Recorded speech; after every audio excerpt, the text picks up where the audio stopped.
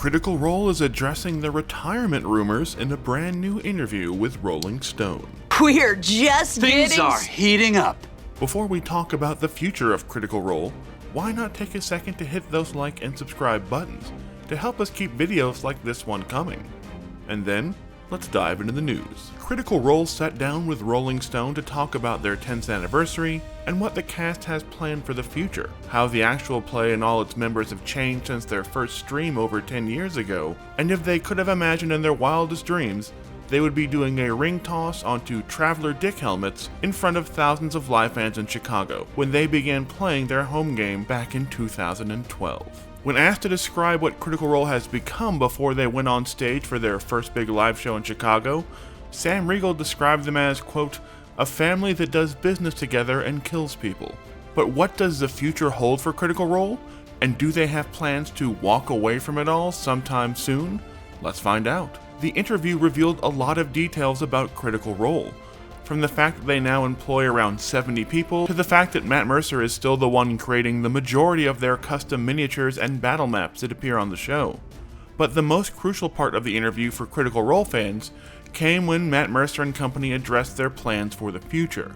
Critical Role fans are always worried that the cast could simply ride off into the sunset at some point in the near future, spending the rest of their days just making money off animating their previous adventures.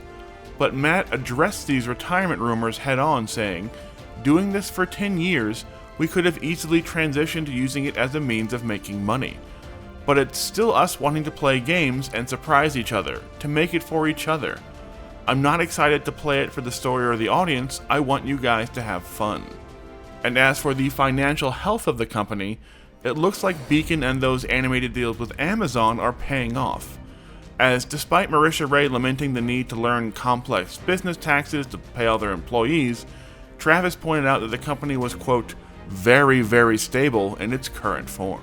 However, despite the cast talking about how they have managed to avoid major conflicts and turn their love of playing TTRPGs into a now thriving business, they did reveal that some thought of retirement had been discussed or at least thought about down the line, with Marisha Ray saying, quote, we're going to be like the Rolling Stones and have like a dozen farewell shows, with Matt Mercer chiming in that he could eventually see himself moving into more of a Professor X style mentor role rather than always being a DM, saying, I want to do this for the rest of my life to some degree, this is the thing I am most proud of.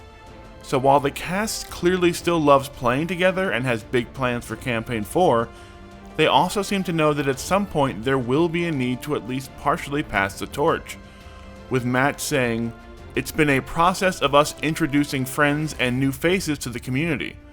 Look, we love them. If you like us, we know you'll learn to love them too. It's less about us going away and more about us bringing more friends into the fold.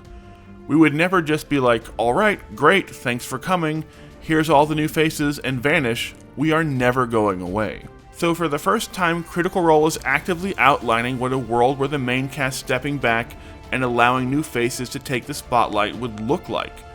But it's clear that even when that does happen, which would be sometime in the future after Campaign 4 at this point, they will still be around and they'll never fully step away from the actual play that has changed all of their lives. It sounds more like dropping to part-time than clocking out for good. And we still have plenty of time to enjoy the original cast before that happens. So what do you think? When will Critical Role pass the torch to a new generation of actual play stars under their media empire umbrella? Let us know in the comments, and don't forget to hit those like and subscribe buttons.